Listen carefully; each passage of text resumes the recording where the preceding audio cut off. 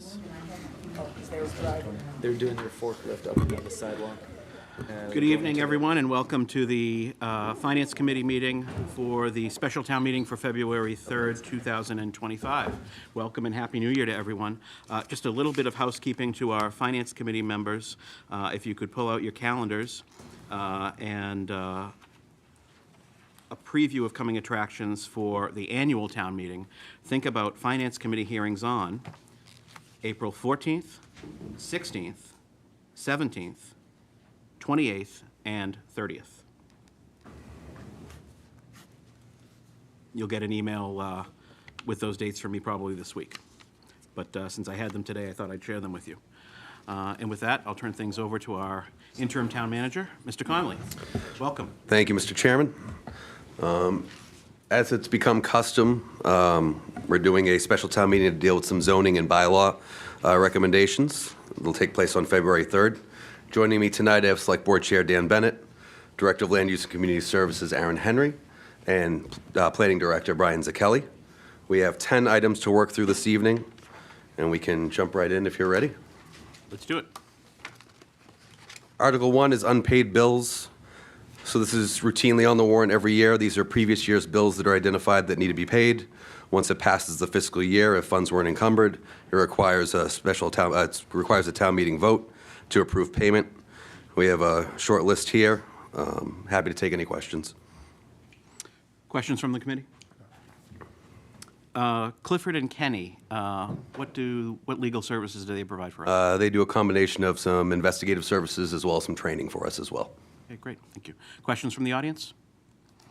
Is there a motion? Move the article. Second. All in favor? Aye. Opposed? Thank you. Thank you. And second, another routine article we have, our transportation network article. We receive funds every year as part of the rideshare fee paid to the state of Massachusetts from Uber, Lyft, and other rideshare services. We get 10% of every ride that originated in Danvers. That was at well over 200,000 rides in the last period, and that translates to $22,288.70. The recommendation, as it has always been, is to transfer those funds into the Senior and Social Services Transportation Revolving Fund, which will be used for transportation services, including some matching on 2 new vans that we have in the pipeline, which are sorely needed. Again, happy to take any questions on that one as well. Questions from the committee? Questions from the audience? Oh, I'm sorry. Just real quick, do we know can you refresh what the number was last year? I believe it was around 16,000 last year. Questions from the audience? Mr. Bates? Good evening, Bill Bates, Town Meeting Member, Precinct 4, and as always, FinCom, thank you for your service to the town. I had asked for the selectmen to amend this article because there's a need in town at crosswalks for what they call, and Mr. Henry will help me with this, but it's flashing beacons. You'll see them at the end of a lot of the rail trails because the Rail Trail Committee has worked so hard and got grants for them. But they're a safety device and they save lives. They light up, and when somebody presses it, a crosswalk, and gives the driver on both sides, traveling east, west, north, or south, a flashing light that there's somebody in the crosswalk. I happen to be a new crossing guard in Danvers, and the neighbors approached me at Burley Ave and Maple Street, Route 62. Very dangerous crosswalk. These things cost about $8,000 to $10,000 a year.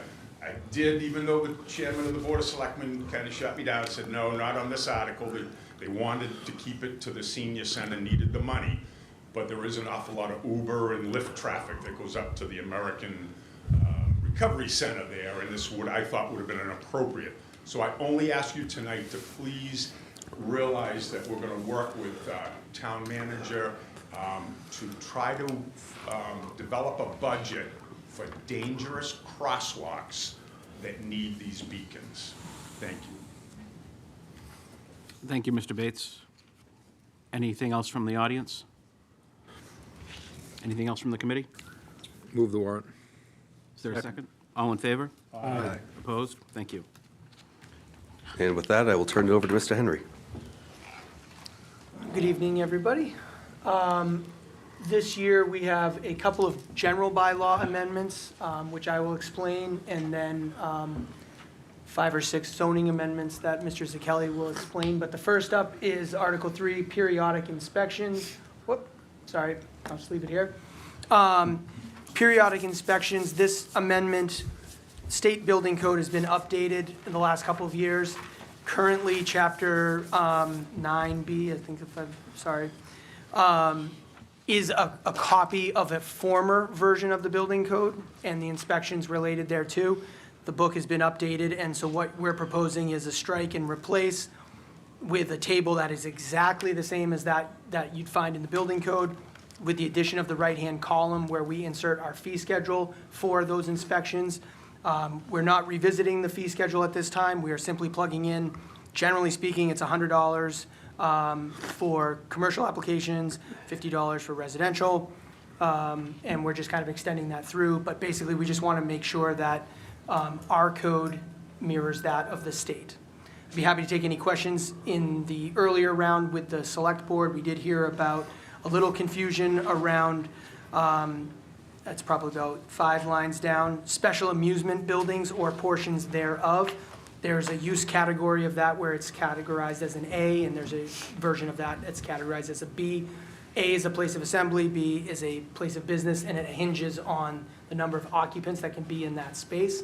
Under 50, it's a B. Over 50, it's an A, hence the difference there. And special amusement buildings are, the example here would be like Dave and Buster's or something like that? the rooms there that you go in and try to Escape get out. room. Escape rooms, thank you. I'm sorry, I'm spacing it. It's escaping you. So, yeah, oh, good one, Dad. So those are basically spaces designed to make you feel claustrophobic and like you can't get out. So they kind of handle those specially in the code.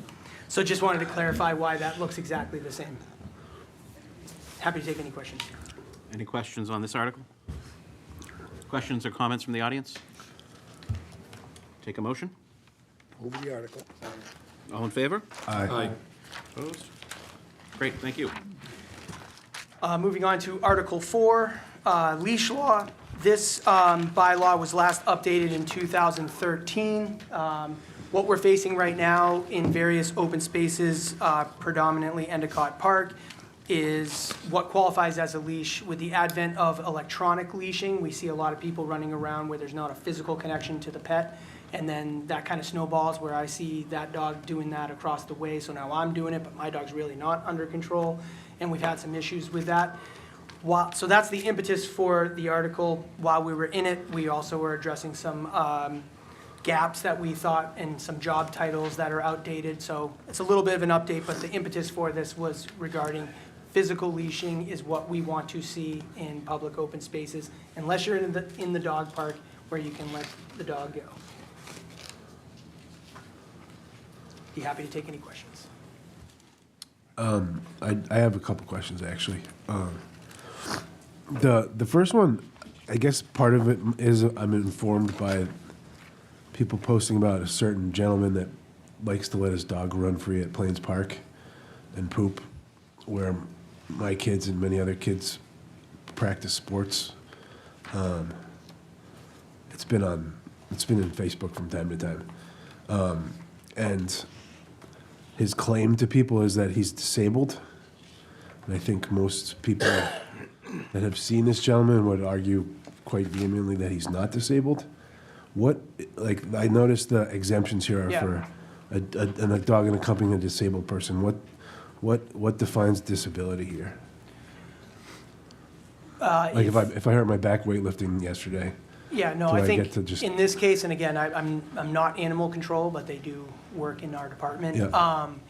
Generally speaking, this would be, if you have a handicap placard, we're probably going to not get into it with you if you have a handicap placard. right? How frequently do we ticket people right now? Do you guys know? We do spot inspections, basically enforcement is Yeah. if we got the calls, again, I hear that you're seeing it on Facebook. If that call were to come to us, we would send animal control down and try to, if it's Monday mornings or, we would send an animal control officer down there at that time. Is there any way to clean it up to explicitly state that if somebody has a handicapped, whatever the state term for having it, a handicapped exemption is? 'Cause like my perspective is like, what animal control or police officer in Danvers is gonna like write a ticket to an old lady who's blind trying to walk her dog? It's not gonna happen, Correct. right? Or somebody who's very clearly handicapped, right? So I feel like this gives people an out, an excuse, like basically an excuse to avoid the ordinance. That's my concern. That's totally fair. We can look into that. Again, I will say, staff was researching this. This language is based on other communities that seem to have a more robust ordinance or bylaw than we did. Double checking that language, we can certainly do that. So what's the process? If you write me a ticket and I say, I'm handicapped, I'm going to appeal this, what's the process? Actually, that's a great question. I'd have to get back to you. I don't know if you can, I'm assuming you can appeal an animal fine, but that's not happened. So I Right. don't know what happens if they would appeal that. I'd have to get back to you on that. Okay. Go ahead, guys. Arthur? Can I just follow that up just a bit, Aaron? Yep. So you said that somebody who has a placard would be considered disabled, but you kind of said that that's kind of the way we're looking at it. Can't you just write that into it? That they have to have? And if they're going to, because what Ted says is actually right. So it's never happened, but it could happen. And then if somebody said and they want to say they're disabled and we don't have a defined what is a disabled person in here, then I don't know how that decision is made. But if it is defined that it's somebody that qualifies and has a placard, easy decision. So you either do or you don't. Seems like if that's the standard that you're looking at, it could be written into the. The only issue with that would be if we don't have a vehicle. Right. No, and there's people that may not drive. Right. But There are also plenty of disabilities that you cannot see. So the idea of saying that someone has a bad back or a bad leg or anything like that, but the fact that the word disability is in the bylaw, state law defines what a disability is. So I would say that it's whatever the state law defines as a disability. So does it say that in the bylaw? No, but if it's silent, that is the answer. We could make it clearer. Just a thought. I mean, it's probably never going to be an issue, but it's an exception, and you don't want. I mean, the answer to what you said before is if somebody's ticketed and they claim they're disabled, there has to be a way for that person to challenge it, because if he or she truly is disabled, then they have to have that ticket rescinded. So, well, I mean, again, it's not a big deal, but we're doing a bylaw, try to be as accurate as specific as possible. It does mention in one of the sections, 28 CFR 36104, which seems to be the definitional provision in regards to what the basis of a disability is, which obviously is going to be extremely broad because it deals with disability as defined within the federal terminology of it. So in that respect, I would probably say that it's probably a relatively broad group under the way that this is written. So I agree. I mean, I guess from a practical standpoint, I'm not sure how often it comes up, but right, hey, I have some guy says I have ADD. Like, you can't pick up your dog's poop because you have ADD. Like I'm a little nervous about if the answer is whatever the federal or state government defines as a disability. Like, Well, I don't think we want to define what a disability is. I'll say that. yeah. So for the purpose of this is about being on a leash, not necessarily picking up poop, right? No, So this is the No, this- poop. the This is the second- poop clause. poop is next. Yeah. But this particular one is, No, section 3.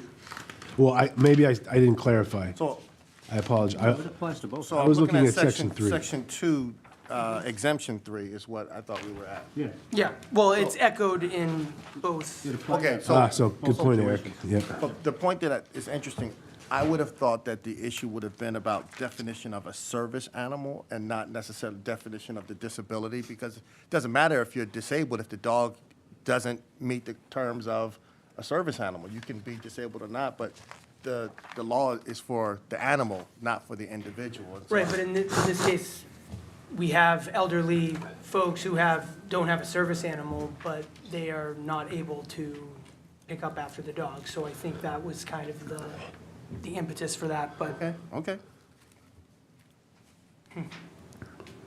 Wally?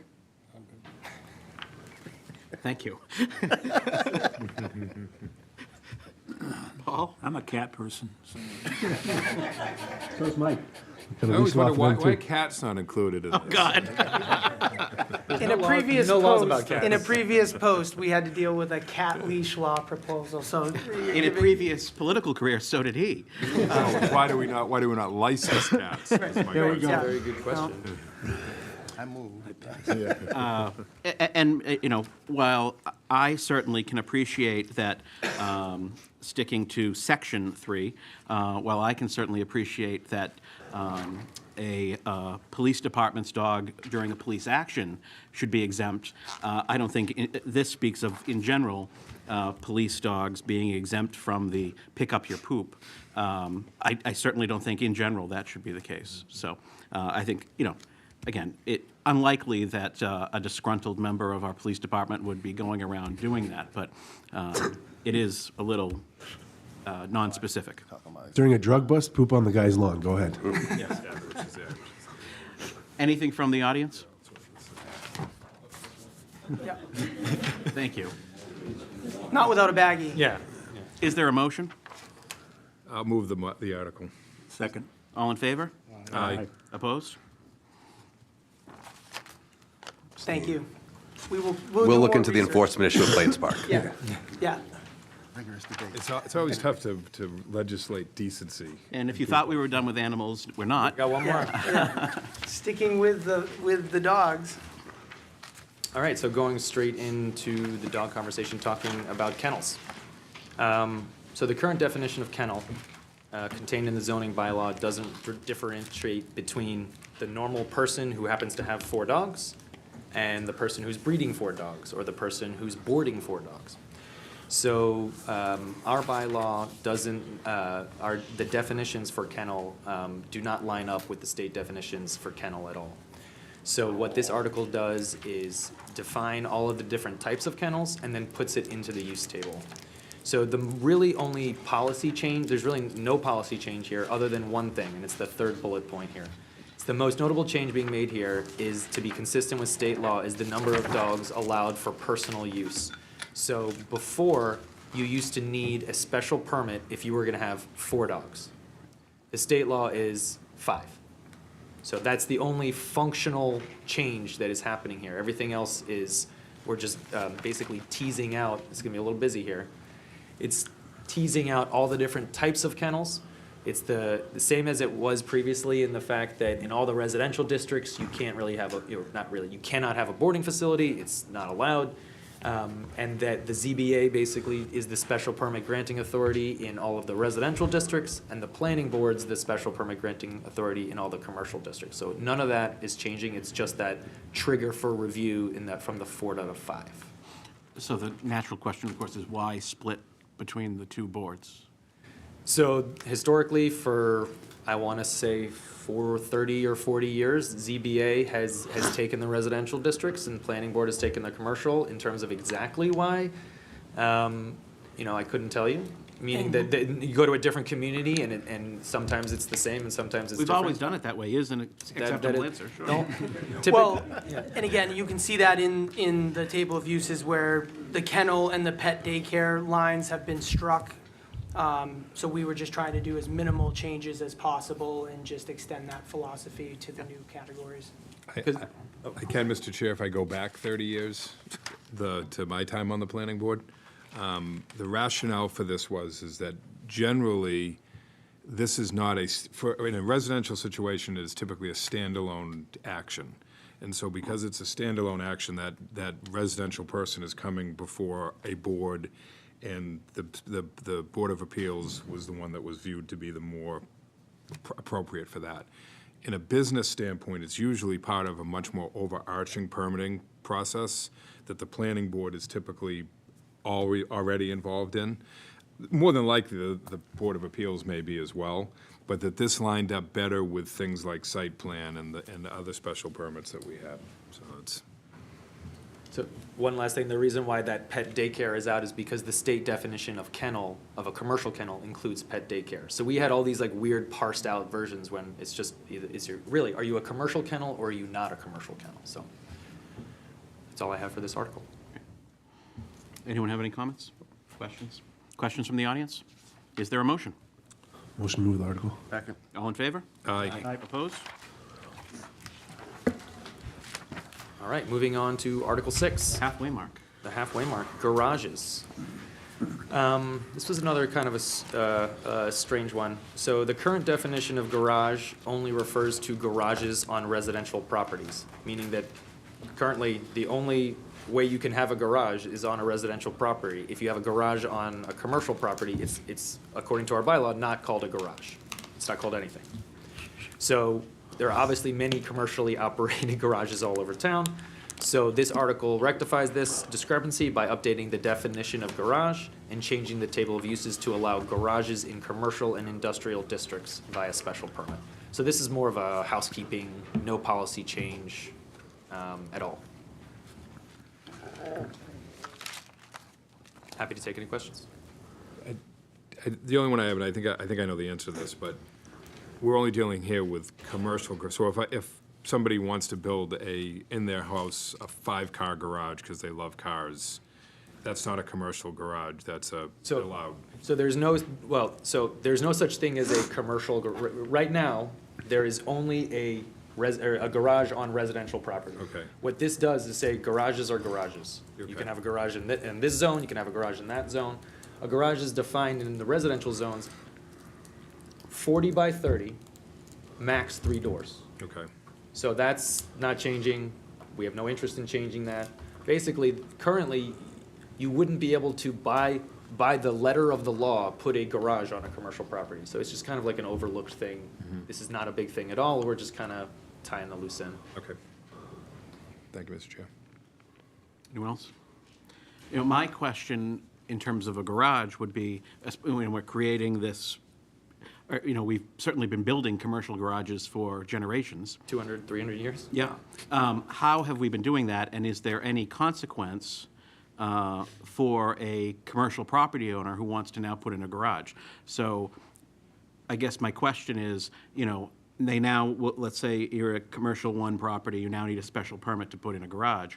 If I wanted a garage last month, what would have been the process? Or a building that houses cars, what would have been the process? Would that have required a special permit? Would they have been able to do it by right?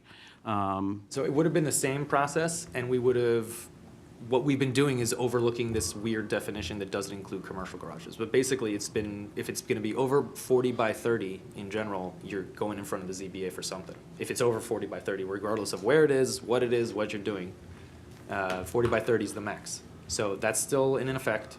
But basically, I guess we've looked the other way for 30 years. But if anything, this helps that commercial owner because now they have a garage, whereas before there was nothing actually that was like, you couldn't call it a garage because the definition of garage says on a residential property. Okay. Questions from the audience? Is there a motion? So moved. Second. All in favor? Aye. Opposed? All right, moving along. The floodplain bylaw. So this is an update to our existing floodplain bylaw to adhere to new FEMA regulations and the new FEMA map. So this bylaw has been reviewed and approved by FEMA and is required to be in effect for landowners in town to receive flood insurance. So this is a requirement to, I'm just gonna say that one more time. This is a requirement in order to receive flood insurance in town. Because of this review process, it was determined that deleting the entire bylaw and replacing it with the section was easier than tracking the changes. This was according to FEMA. and rather showing each individual small change. There were several things in our current bylaw that were not actually pertinent to Danvers. It was like generally, it wasn't wrong, but it didn't matter for Danvers. It was a general part of the bylaw. So they've taken that out. We actually have, just on Monday, we received the FIRM, the firm and FIS, the FIS map numbers, which is what we actually have to reference in this bylaw. This is what we've been waiting for from them for 3 years, I don't know, something like that. So we finally got that. We wouldn't have been able to do the bylaw unless we referenced these actual firm and FIS numbers. We finally have those. No changes to the development standards. You still have to, you know, if you're building in the floodplain, that all has to, you know, be according to building code. That's up there, 310 CMR, which are the DEP regulations for building in a floodplain. I'd be happy to take any questions. I was just gonna say before, we do have those dates, and do you know what they are? It's July, July 8th.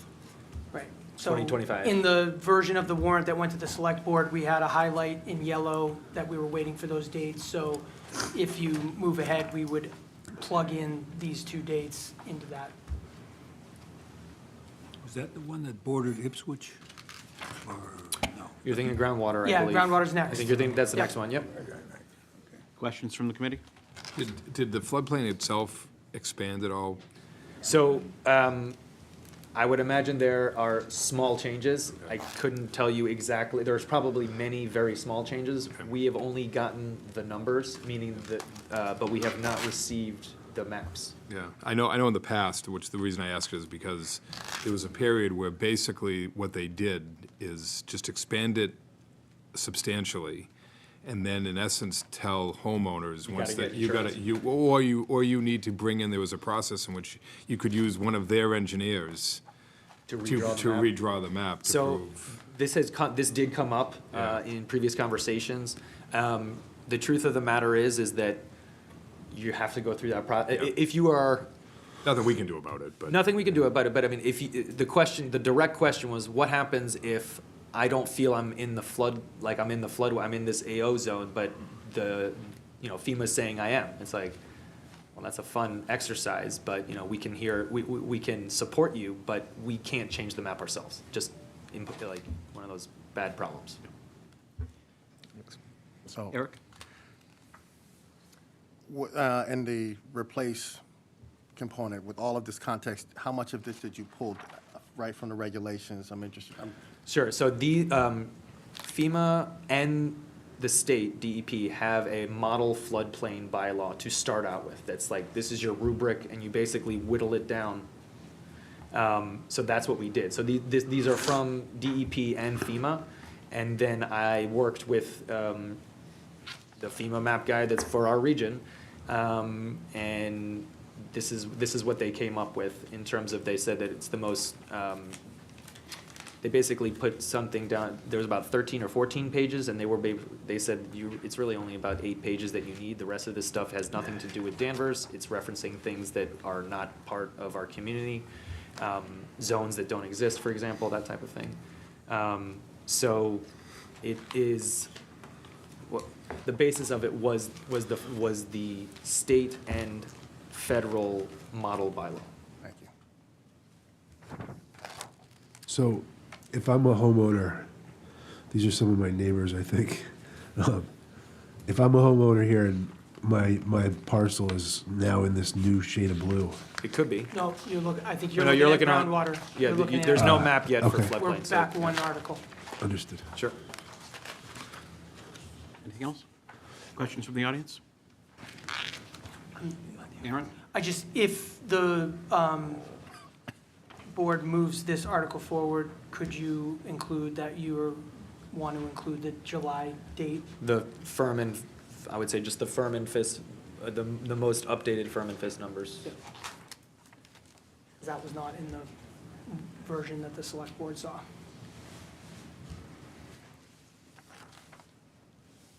Mr. Bradstreet? Didn't notice you there. Welcome.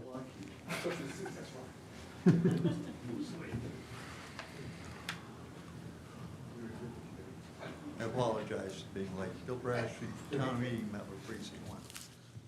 With the floodplains that we're talking about. I'm not up to speed, but everybody keeps referring to the ocean level rising because of climate change.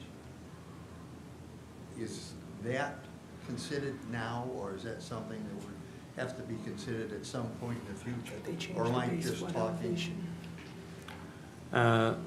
I'm not entirely sure if they did change the base flood elevation.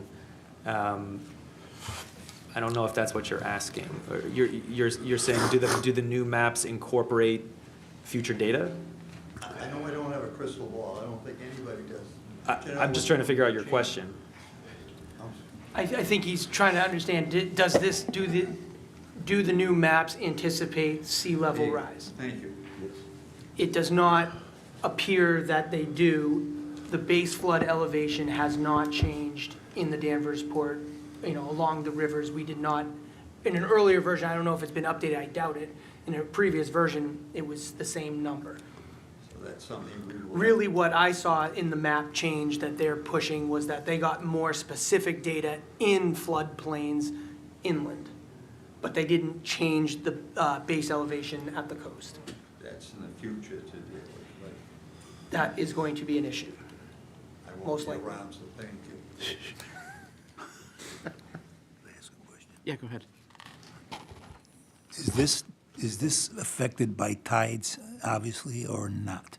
I mean, basically, are you talking about the Danvers River and the port and those areas? Sneaks up into Yeah, yeah. all kinds of places. There's That was- floodplains all the way into the middle of town, but it does not, and I know this is not exactly your question, there are, and this is one of those things that got stripped out of this, like, there's high velocity zones, like, we don't have coastal erosion like that, so some of those zones are not included in Danvers because we don't see those sorts of problems. We have different problems with our shoreline, but, so no, we don't have all of that. It's Okay. not tidal. All right, thank you. Anything else? Move the article as written with the addition of the appropriate firm and FIS numbers. Thank you, sir. All in favor? Aye. Opposed? Thank you. Article 8. Okay, groundwater protection district, so similar but not the same. So groundwater protection areas consists of aquifers and recharge areas that warrant protection, so wellheads are an example. So we are updating the bylaw to reflect the new map that has been issued by the Commonwealth of Massachusetts. The difference between the current so what we're looking at right now is the current groundwater protection district. This is our existing map. You can see that there's an area in the southwest and then an area in the northeast. The area in the northeast was part of the groundwater protection district because of a well in Wenham that went offline. So now the new map takes this top, oh, not even seeing that, takes the top portion out, and it just leaves the bottom portion, which changes very slightly, but the southwest portion right here is almost identical to the existing with a couple of changes in the map. A concern that was brought up throughout the process was that this could potentially open up more development in the northern part of town where that groundwater protection district is no longer. But we can't institute groundwater protection regulations in an area that the state doesn't regulate as groundwater protection. So, that was the argument that we kept saying. But that was the only concern that we had heard was that, well, why can't we just keep it? And we said that we would be running afoul of, basically implementing a law that we are not allowed to implement. And again, similar to floodplains, what's regulated in a groundwater protection district tends to be heavy, like, you couldn't do a Landfills. junkyard, you can't do a landfill. There are no changes to the development standards being proposed, just the dimensions of the district to reflect the state's current expectations for municipalities in the Commonwealth. If most of this area here, this is kind of along 114, those neighborhoods. none of the prohibited uses would affect a single-family home unless, you know, they're doing something they're not supposed to be doing that we're not aware of, which they probably couldn't do anyway in the residential 1 zoning districts, or R3, I'm sorry.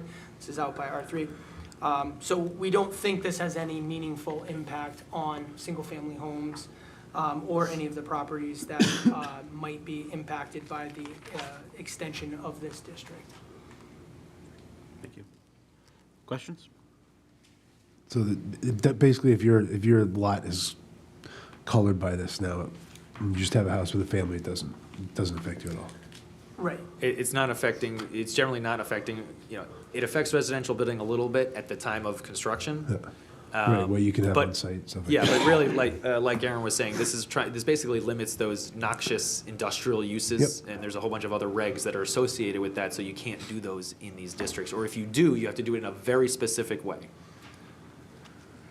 That's a pretty decent chunk of 114 south of there, right? I know some of that's Levels Grove. Yep. Is there others, like, Some of the there's definitely cemeteries, those- commercial type activity over there, isn't Along there? 114, Yeah. there might be, I think that last parcel of some size there is Rosebud, am I saying that right? The Rosewood development on the left, so previously developed, and so and again, a lot of these sites are also, you're already in a conservation situation because of proximity to wetlands. You may also be in a flood, a FEMA flood zone. Most of that northern Yeah. district, that groundwater, that's all, It's you're in the all- floodplain anyway. It's So- not like you're easily can develop that. Okay. And again, the standards are, you know, if you're doing something crazy, then you're gonna have to do it in a certain way, if you can do it at all. So we didn't think this was, it's not a nothing burger, but it's not gonna impact the vast majority of these properties. Certainly not single and 2 family homes. And I'm assuming the piece that is being removed is, for the most part, Connor's Farm, is that? Yep. That northern part's, it's basically a mix of Connor's Farm and swampland and floodway, or not floodway, but floodplain.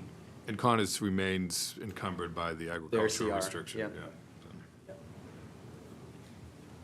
Anything else from the committee? Members of the audience? Tony? I'm just curious on, Tony Betancourt, Precinct 5, I'm just curious on the wetlands in Wyndham. Where is that exactly that they took that? I was The trying to well- figure that out based on some prior comments. I've not been able to figure out exactly where that well site was. Because I'm curious, this is by the airport, that's what I'm curious about. It- There's so much contamination up there, man, I don't know what's going on, that's what I'm trying to get at. Don't think this has anything to do with the airport, but Do I you think this realize how much was, contamination they had on the other side, what they had to do, how much money they had to spend over there on the Wyndham side? You're not I do- aware I'm not- either, you're not aware either. Okay, I just let it go. Is there a motion? Move the article. Second. All in favor? Aye. Opposed? Thank you. Article 9. Okay, signage. So at our last town meeting, what we did is we put all of the signage by, each district had its own kind of sign bylaw in the zoning bylaw. So in the last town meeting, we put all of those into one section. Turns out that we didn't do a good enough job. There were planning board regulations outside of the zoning that actually talk all about signage for the downtown. We realized that that was actually really good language, that it makes no sense that you would only be able to use all these different types of signs downtown. So all we did was incorporate those regulations for the signage downtown into the zoning bylaw, so now there really is one place to go for everything signage. That is it, there are no word changes, there's no letter changes, like literally nothing, it's just all in one place now. That is all, Sounds great. yeah. Questions from the committee?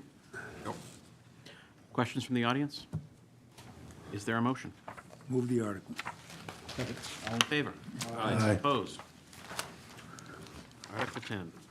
Last one. So, except for properties that are subject to some type of development process, like site plan review or a special permit or some other minor situations, the zoning bylaw does not regulate outdoor lighting at all. We don't have a bylaw, it doesn't really talk about lighting, there are no lighting standards. So over the past, now it says 18 months, but it's really more like 2 years, the planning office has received multiple complaints about lighting from abutting properties, primarily commercial properties shining on residential properties. So there's been many times where we've gone out on Thursday nights when it's dark and we actually investigate.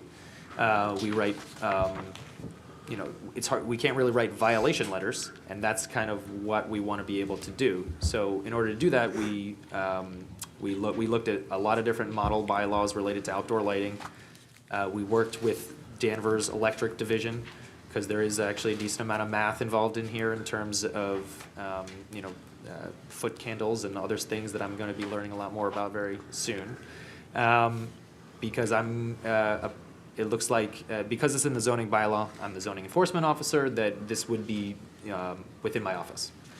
So, again, I'm going to be working with Electric Division, and we're at least relatively excited that we'll be able to not just say, hey, please, commercial entity, can you stop doing this? Now we can actually point to a bylaw and help residents out with, some actually have had some not fun problems related to this. So we're here to help them out. That is all I have for this one. Questions from the committee? It's just to put it simply, next door neighbor has a very large floodlight that's motion activated. They go away for the weekend. That light gets activated, it doesn't go off, and it goes into somebody's bedroom window. That would be a violation, more So or yeah, less of this. the biggest issue that we're really trying to tackle is exactly what you're talking about, which is light trespass. But more with commercial. But, yeah, and but not that doesn't, I mean, it doesn't matter in this case, meaning it, in a couple cases, it actually was specific. It was like a like a larger residential that they needed to change their lighting, no harm, no foul, like it's been 30 years, so they put a new light there, and it's like a Hollywood, like, spotlight thing. So, so in short, we would be able to write, we probably wouldn't we would write a violation letter. We wouldn't find them. We would say, hey, we noticed this. Can you please point it down so that it doesn't go, as soon as it goes across your property line, it is trespassing on your neighbor's property, and you're not allowed to have light trespass. The problem is that most lights kind of go everywhere, right? So there's like shielding involved and that type of thing. But anyway, we needed something to turn to rather than just saying, please don't do this. Yes. Are timers required on any of these residential lights? No. Oh, why not? Probably too granular of a thing for a bylaw to say whether or not they should be on for 10 minutes or 20 minutes or timed or not timed, how long it's on. It probably wouldn't want to get into it. But there's probably a sweet spot somewhere. Yeah. And I have them, but they're on timers, so the rabbit runs across the backyard. Goes off eventually. And again, I think all these examples have to do with residential properties versus residential properties. I think the phone calls are almost always commercial Parking lots. properties. It's usually Yeah. it's usually parking, like, yeah, I would say that half of them were commercial parking lots. Yeah. Yeah. And again, we get decent compliance, but, someone digs in, we don't have the tool in the toolbox other than asking nicely. And a lot of residents are quite disappointed when that runs its course. Can I ask a question on section D? So it says illumination of building facade. Lighting for the purposes of illuminating a building facade shall be prohibited when such lighting is mounted to the ground or poles or is mounted on adjacent structures. It's number 7 at the bottom of page 41. So does that mean if you have like landscape lighting, like shining on your house or whatever, that people have, you're not allowed to do that?